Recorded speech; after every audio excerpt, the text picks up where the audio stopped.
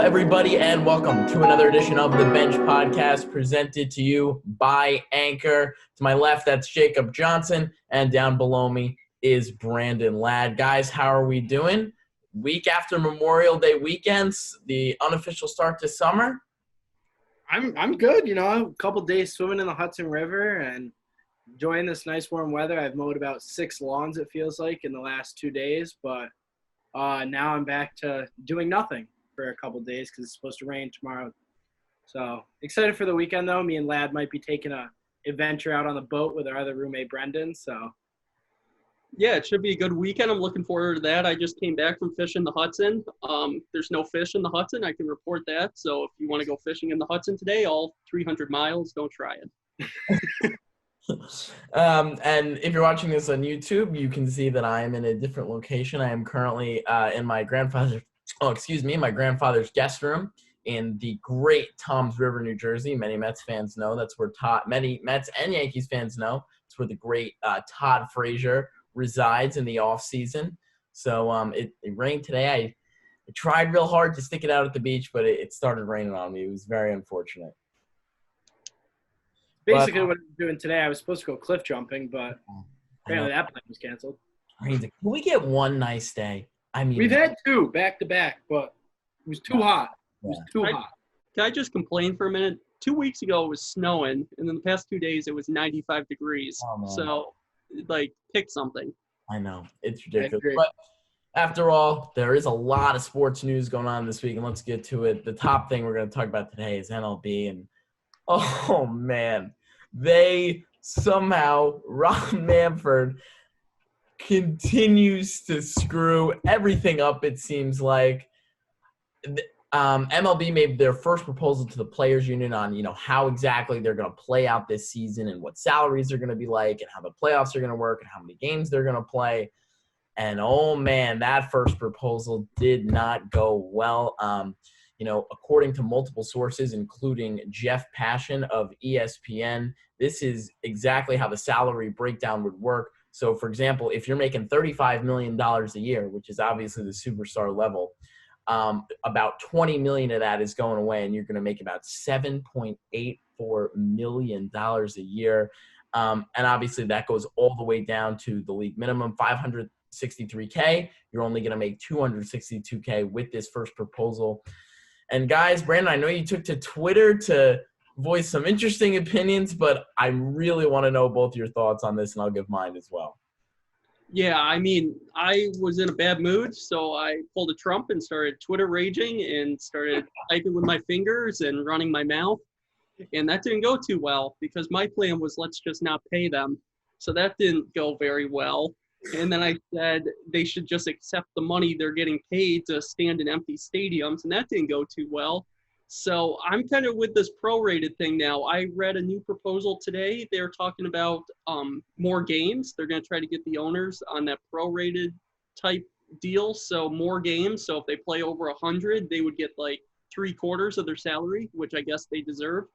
A lot of people would say the owners just got to stop being greedy here and just pay the full salaries. They'll get the profit back in a year when baseball is going to be very popular again. I mean, you might have a big deficit this year, but you got to assume you're going to have a surplus with people loving to go to the ballpark again next year when everything's open again for summer. I mean, I've talked to, my dad kind of doesn't look at it the way of like getting sports back. He looks at it more the economy way. And he says that the way every sport's going to be right now is they're not going to be making money this year. They're not going to be getting that fan money. They're not going to be getting money from concessions or jersey sales at the games. So all of that is down. That's why you have to cut these players' salaries. Now, it's so hard to choose because I'm in the middle for both of it. Because Bryce Harper, $33 million a year, signed that huge contract with the Phillies. He'll be making $6.48 million. He's not worth $6.48 million. I hate the guy. But he deserves the money that he's getting paid. He deserves that $33 million a year. So, and then guys like Mike Trout and Anthony Rendon and Garrett Cole, those big players, they deserve the money that they got signed to, especially these players that just signed in the offseason expecting a payday. So for them, I don't really feel as bad because they're on their second or third contracts.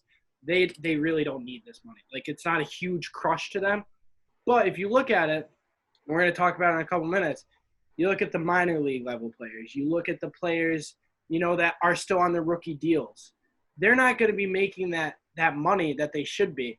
And that really hurts them economically. Like, they're playing this game, a lot of them because they love it, but a few because of the money, and they make great money doing it. So it's really hard to say, everyone wants baseball back.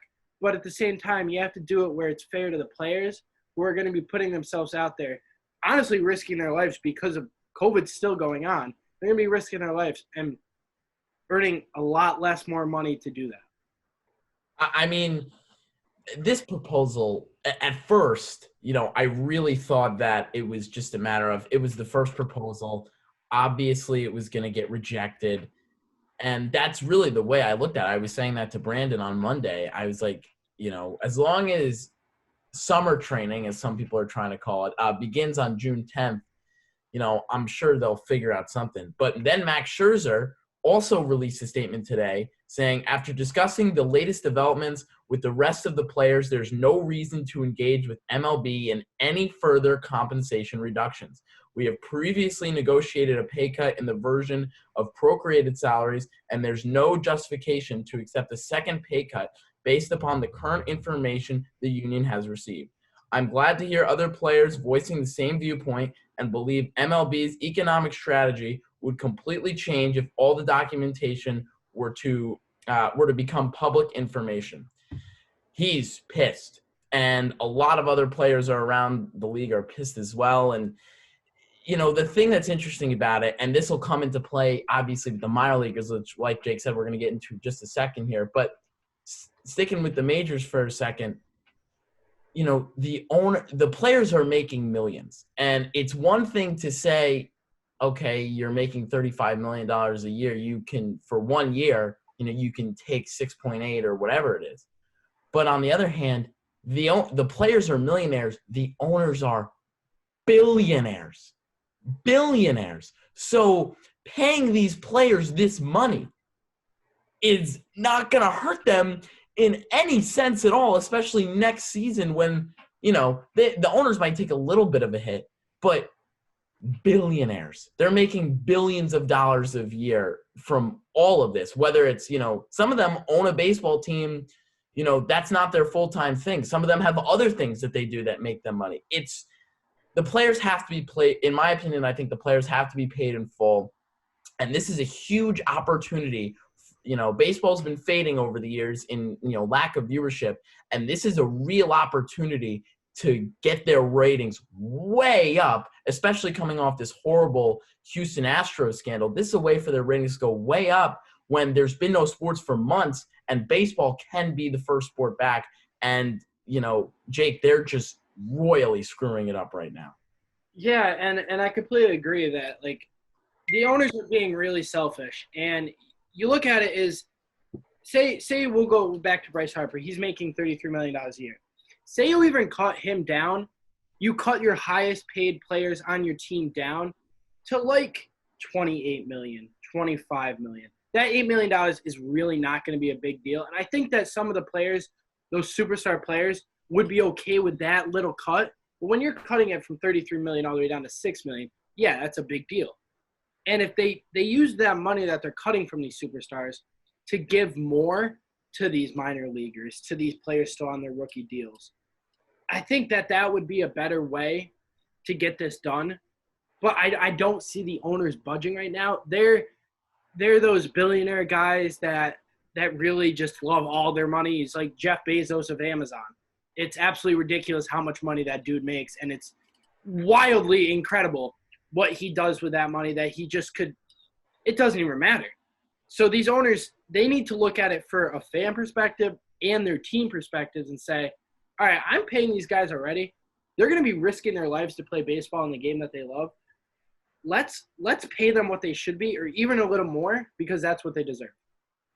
Yeah, and I see the viewpoints here. I mean, the owners come off as bad in any situation here, but they're the fans of baseball. You think working class, your demographic would be working class adults, And there's a lot of working class adults right now that are saying to themselves, I'm unemployed. If I was given the opportunity to make any money at all, I would take that opportunity. So I feel the players come off a little obtuse when they're complaining about millions of dollars, but the average American's not worth millions of dollars. My net worth is $0. Your guys' net worth is $0. We have no value. I'll tell a quick story here because recently I saw on Instagram, Kyle Korver loves telling this story. When he got drafted out of Creighton, he was traded by the Nets to the 76ers.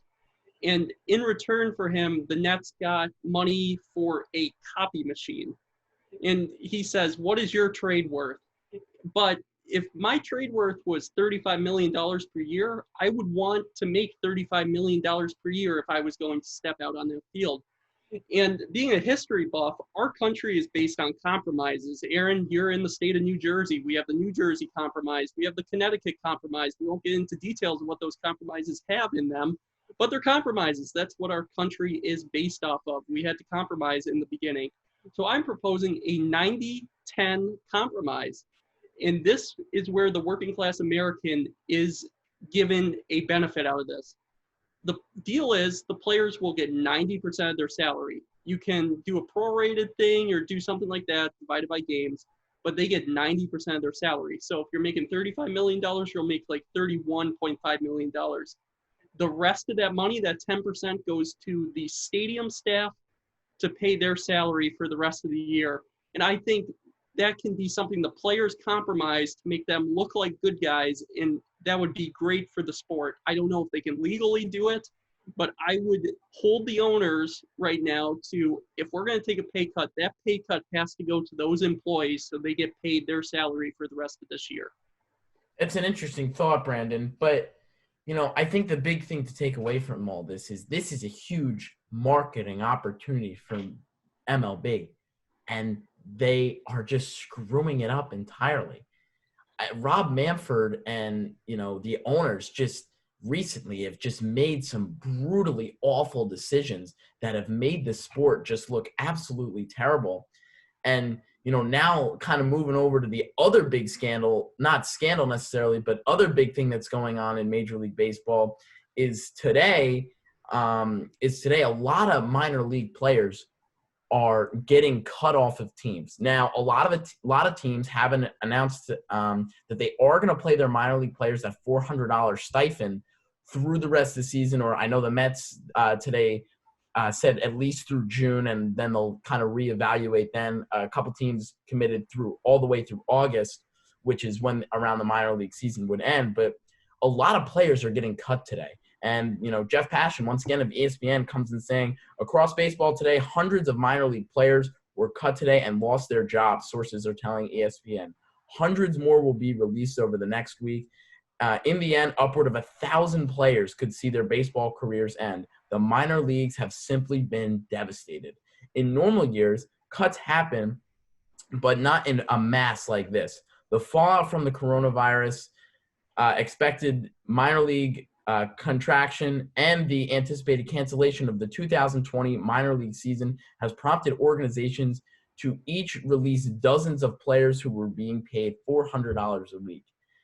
This is a sad day for not just baseball, but for sports in general, that a lot of these guys' careers are going to be cut short because of this virus and, because of everything was happening. And these minor league players, a lot of them make under minimum wage when they actually are playing. And the $400 a week they're getting really isn't a lot. So, and a lot of these minor league players have to get other jobs in the off season. And Brendan, it's just a horrible thing for baseball. And it just seems like they keep screwing everything up. It does seem like they keep screwing everything up, but it's in their framework, it's in their foundation that they're struggling through this time, just as America is struggling through this time compared to other European countries, because baseball is the only capitalism sport we have. Other sports are set up with a socialism standpoint and setup. If you look at the NBA, the NFL, NHL, different sports like this, they share revenue. There's salary caps. All teams get equal money. Baseball, every team is different. The Tampa Bay Rays, They have a salary payroll about $90 million. The Yankees and Dodgers can be upwards of $400 million per year. And that's due to market size and just the capitalism stances in the framework where different organizations make different money, different players get paid different ways. There's not guaranteed contracts. Every other sport, there's guaranteed money. There's legal stuff behind these contracts where if they don't get the money, they're going to court and they're going to get their money. So I think this is something MLB needs to look at for future years, that maybe they need to go to that socialism view that they need a salary cap and they can stop being the last capitalism sport. Because as we see in America, when you have capitalism, which is great, people's dreams get dashed and people make fortunes off of people's devastated dreams. And that's what we're seeing right now in baseball. It's honestly really tough to see. I was just looking at one of the Braves posts and that they committed through June for $400 to their minor leaguers. But it's just devastating that the minor leagues is getting impacted by this so much. And I think that maybe in the coming years, like Ladd just said, we could see the MLB maybe switch to salary cap because of how bad this hit them and the problems that it's caused. And we don't see the NFL, the NBA, the NHL, other, sports leagues like that are getting hit as bad, but they also don't have the minor leagues like the MLB does. The NBA just has the G League. The NFL, there's nothing. It's college. That's where they come from. So these minor leaguers, MLB is really the only sport that has something where it's AAA, AA, single A, and then there's more leagues down through there that are lower than single A. So I think it would be harder for them to do a salary cap, but I think it could be done. And it's just so upsetting to see that minor leaguers who thought that, this was going to be their dream and one day we're going to play in the big leagues are now getting cut. So it's really upsetting, and hopefully they can figure something out in the next coming months that really will help these guys out.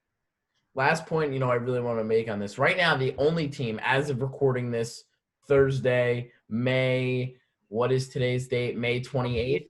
Yes. May 28th. This is released Friday, but we record on Thursdays.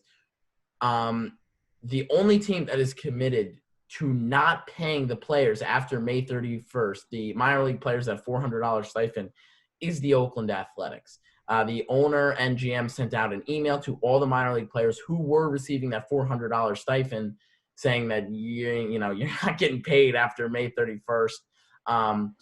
But the other thing about that is they can't declare free agency and go sign with another team. They're on the A's and in the system, but they're getting paid $0. It's like free labor, even though technically they're not working.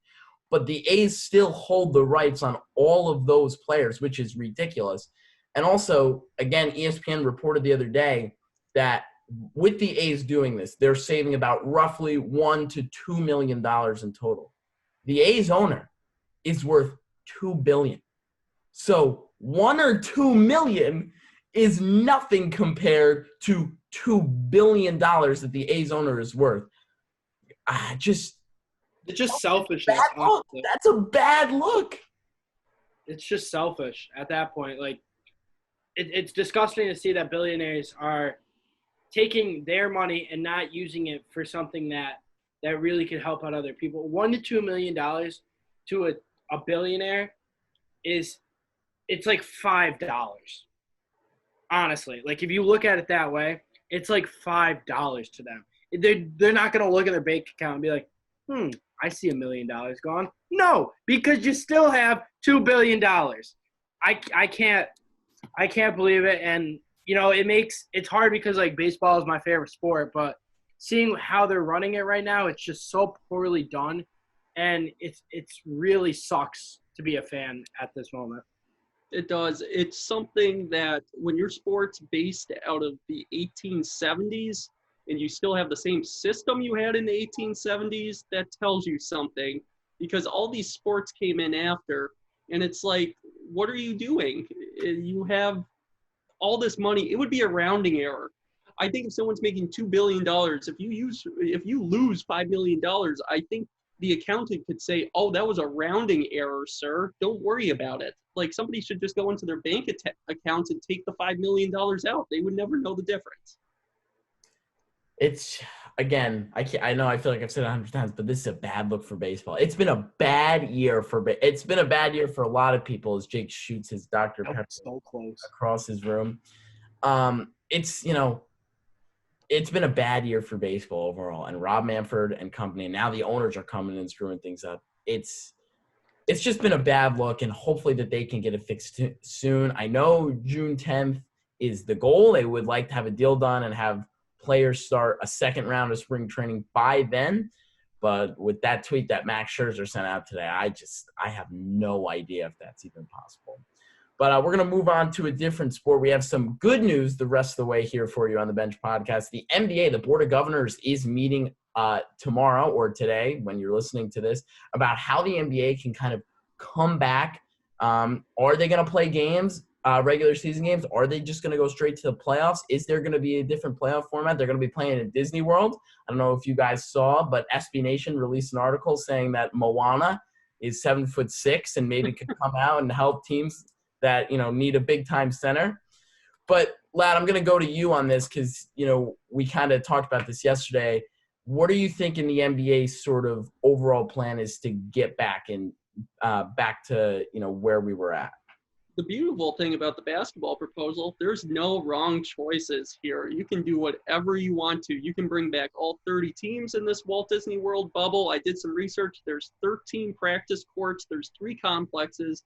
So you can play 3 games at once. You could do a summer league type setup where you have 4 different game slots a day and get 12 to 15 games out of the way. But I don't believe you need to bring all 30 teams back. Mark Cuban's plan was you play the rest of the regular season out, and then each conference, 9 would play 12, 10 would play 11, and then the winners of that game would play the 7 and 8 seeds, and that's how the last 2 qualifying spots would be set up for the playoffs. So that would be the motivation for bringing teams back for the regular season, that it means something. You could also do a setup where the bad teams play a tournament. The 14 teams that don't make the playoffs, they play for the top 2 or 3 picks in the NBA draft. You could do something fun like that. Or you could just do the plan that I want. You bring back the 16 playoff teams. You play 3 or 4 exhibition games. You televise those. You do something fun. Maybe you mix up the teams, get everyone going again. And then you take the 8 Eastern Conference teams, 8 Western Conference teams. You seed them 1 through 16. This is a concept they've been talking about for years. Adam Silver is so innovative. He always wants to try something. So I think this is when he's going to try it. You reseed them 1 through 16. It would be fascinating, the matchup to get out of that. The 5-seeded Celtics would play the 12-seeded 76ers in the first round. The Clippers would play like the Pacers. You have fascinating matchups. For the Lakers to make it to the NBA Finals, they would have to play the Raptors and the Utah Jazz just to make it. So there's no wrong answers here, and that's why NBA is looking really good right now, and everyone's going to be in a good mood tomorrow when they meet. Yeah, and I was just kind of looking at a few things from notifications I've got from SportsCenter and Bleacher Report and SB Nation, and there's a lot of fascinating ideas going around and how they can do this. But the good thing is that they do have a plan set in stone of when they want to come back and how they want to do it. And it's just based on, okay, how do we want to play the rest of the season? Do we want to do the playoffs?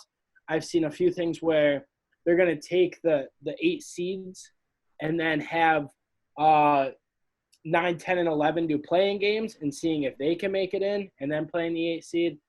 Because I was actually, me and my friend Gary were looking the other day because we were talking about it, and we were saying, well, who would be in the playoffs? And the vying for the 8 seed right now, they're pretty close. It's about 2.5 games separating 8 through 12 in the West. The East, on the other hand, the only thing that would be switched up if they played the rest of the regular season was 1 through 8. 3, 4, 5 were all pretty close. 6 and 7 were close. But 8 to 9 was like a 9-game difference, so nothing was going to come of that. But in the West, they're so close that if they played the regular season, the Pelicans could make the playoffs. The Spurs could come back and make the playoffs. So I think that that's something that they would have to do, seeing as how close it is. But it's just going to be really interesting, and it'll be cool to see what they decide tomorrow at the meeting and what they end up doing for the rest of the season. Yeah, they do have a lot of, different options here. If I'm them, I think the best thing to do is, and, sports have had shortened seasons before, so I think the best thing for them to do is to do the playoffs as they are now. If we're looking at, the playoffs, if the playoffs started tomorrow and everything went on as normal, the East would be looking like Milwaukee, Toronto, Boston, the Heat, the Pacers, the 76ers, the Nets, and the Magic. And the Magic, by the way, to bring up your point, Jake, the Magic, they're about 6 games ahead of the Washington Wizards. So, it really doesn't seem like that they would be coming up to snag that from Orlando. I don't think Bradley Beal and company are going to, get up there with the few games that with the few games left that they would have. And, you look over in the West, the Lakers, they were actually the only team that clinched a playoff spot, when the season ended. But if you started as then, you're looking at the Lakers, the Clippers, the Nuggets, the Jazz, the Thunder, the Rockets, the Mavericks, and the Memphis Grizzlies. In my opinion, I think you do the playoffs as normal. You take and you just start on whatever date, everybody agrees it can start in Disney World. I don't think there's need to change anything. If they wanted to, they could reseed the teams and go 1 through 16. That's something they've talked a lot about in the past, and I guess that would be a fun way to kind of introduce it permanently. They've talked about pretty much eliminating conferences entirely in the NBA, which is an interesting thought because it's just such a different sport compared to, every other league. But if I'm them, I'm deciding a date when every team can, start practicing again, and then a date for the playoffs and doing the playoffs normally and declaring a champion that way. I think that's the easiest way. It could put them on a timeline to, get back to normal come, September, come October, come November, when they start playing the 2020-2021 regular season. What are your guys' thoughts on that? Yeah, I'm with you there. Jake, you can go. I was just going to say quickly that I think that reseeding it, as you said, they've talked a lot about it, and there's no better time than right now to introduce that. This whole season, every sport, it's not what we're used to. So maybe try this out. If it doesn't work, if it doesn't work or fans don't like it, then hey, the season was pretty much a wash anyways. It was just worth a try. If people like it, then hey, you came out of this pandemic with something good for the NBA. Yeah, I'm with you there, Jake. The nice thing about the NBA, everyone loves their owners. You talk to any Dallas Maverick, they love Mark Cuban. LeBron James loves Jeannie Buss. LeBron James is one call away from Magic Johnson to have any change in the organization made because Magic Johnson just calls the Buss family and anything happens. Everybody loves their owners in the NBA, and that's the way it should be. They're not even called owners anymore. They're board of governors. But the nice thing about this NBA thing is they're going to be in such a good mood tomorrow. They're going to bring different proposals. They're going to ask the Cavaliers owner, hey, what do you want to do? Do you want to play for the lottery spot? Do you want to try a miraculous run towards the playoffs? What do you want to do? Do you want to do the regular season? They're going to ask the Bucks and the Lakers owners, do you want us to do a separate consolation tournament to see who makes the back end of the NBA playoffs, and then you guys can just sit out for a couple weeks and see how it goes? So there's so many things here. There's going to be plans with lists of pros and cons. They're going to ask the owners, and I feel like there's not going to be much disagreement. I feel like every owner could probably walk away from that meeting tomorrow in a good mood. I mean, yeah, no, they really they have a lot of flexibility with how they're going to do things. And I think this is going to be good for the sport to try and get some different ideas out there. They could really do, again, like you said, they could pretty much do whatever they want. And yeah, I said my opinion already. I think they should, do the playoffs as is. Jake, thoughts? I like the reseeding. I think it'd be a good way to, spice things up, especially during a time like this. Get the fans something to be excited about. It'd be really sick to see, the Lakers get the 1 seed and somehow miraculously like the Clippers get the 16. if they do it like out of a random draw. That'd be a wild first-round matchup. So I think that it would really spice things up if they did it randomly or they did it based on record, because the Celtics could be the 4 seed in the whole reseeding. So I'm excited to see what they do and hear what happens on Friday. Yeah, right now I am a fan of just the 1 through 16, do it by record. Celtics play the Clippers in the second round, and then the winner of that would play the Bucks. I'm pretty happy with that setup. But I'm with you, Jake. If they want to do something like NASCAR has, kind of mix it up a little bit, kind of bring competition through random orders and everything, I'm cool with that. Get the lottery balls out. Let's roll it 1 through 16. There's a lot of different things the NBA can do, and we're going to find out tomorrow, or not tomorrow. Tomorrow for us, today for you guys. But now moving on to the other sport that season was canceled midway through, and that is the NHL. They have confirmed they are going to come back. The NFL is going to suspend the rest of the regular season, but they're going to add more playoff teams this year. 24 teams are going to make the playoffs. The 1 through 4s, they're going to get a first-round bye, kind of a first-round bye. That's not how they really describe it. And then the 5 through 12, they're going to play some playing games to see who gets into the Stanley Cup playoffs. Jake, this is a lot of fun, and I think it's good for the NHL that they were the first team to be like, hey, we're going to come back. Yeah, I'm super excited. When I saw it, and the way that they were doing it, I immediately got a notification from the Penguins, and it says they would play the number 12 seed Canadians. And I didn't watch too much hockey this year, but from what I watched during this quarantine and watching some of their old games, doesn't look like the Canadians are too good. So it'll be good to see the Penguins have that opponent in the first round. But it's just another step in the right direction for our country, for sports that's they're slowly starting to come back. NHL now is saying that they're going to come back. The NBA, MLB is working on it. The NFL is a little ways away. NASCAR is back. UFC is back. So they're all taking these steps to try and work back, and it's helping out our country in the long run. And I think that the NHL doing this, without fans, but still having those games is huge.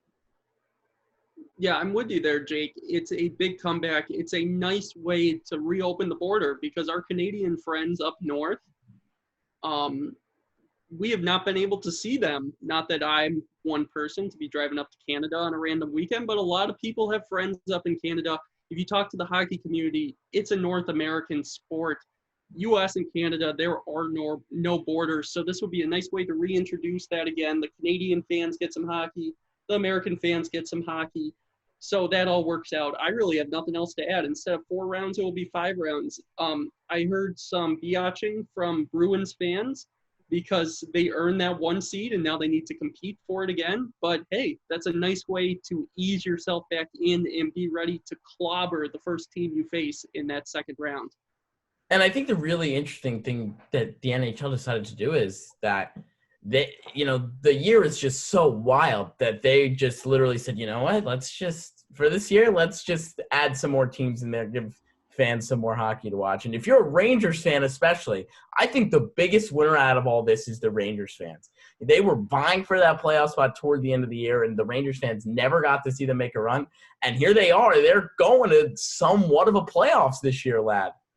Yeah, they are. I mean, I feel a personal connection to that because Kevin Bennett always made sure that he kept me updated on how the Rangers were doing. That was my coffee run in the morning. I always asked him how the Rangers did the night before. I had nothing in it personally. It was just a fun team to watch. I would like staying up at 10:30 and watching some of their West Coast games when I had some free time back at college. Fun team to watch. Gives people something to cheer for from Vancouver all the way down to Florida. That's something beautiful that the NHL is able to do. Yeah, it's definitely it's very exciting.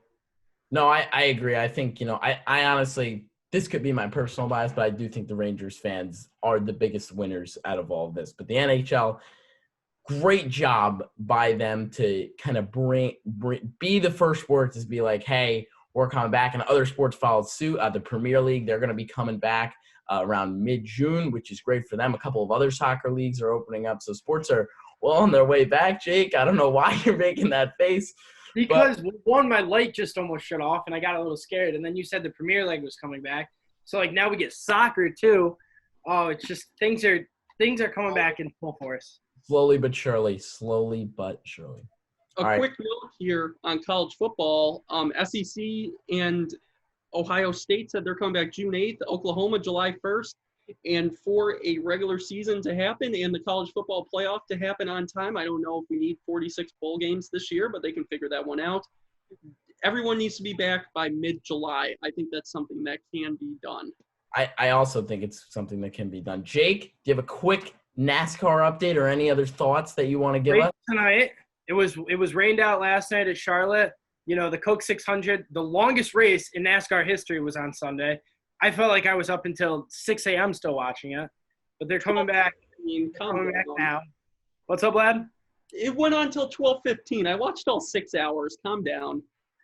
And then they're coming back tonight because last night was rained out. So I got that to watch later. One notification I just got, Ohio State is switching to only digital tickets, and their seats are going to be sold based on distancing at the games. So that's interesting for college football. And that's it. Oh, Conor McGregor said he wants to fight Anderson Silva. That could be insane. So a lot of good news today, only bad news, MLB. We kind of dwelled on that, but I do think that was the biggest story of this week. But that's going to do it for us, the Bench Podcast. This Friday, I will be releasing the High Cheese Podcast with my friend Brian Rudman, so make sure you take a look at that. We've got some exciting more projects for us over here at Bench. But for Jacob Johnson and Brandon Ladd, I'm Aaron Valentino. Have a great rest of your quarantine week and weekend.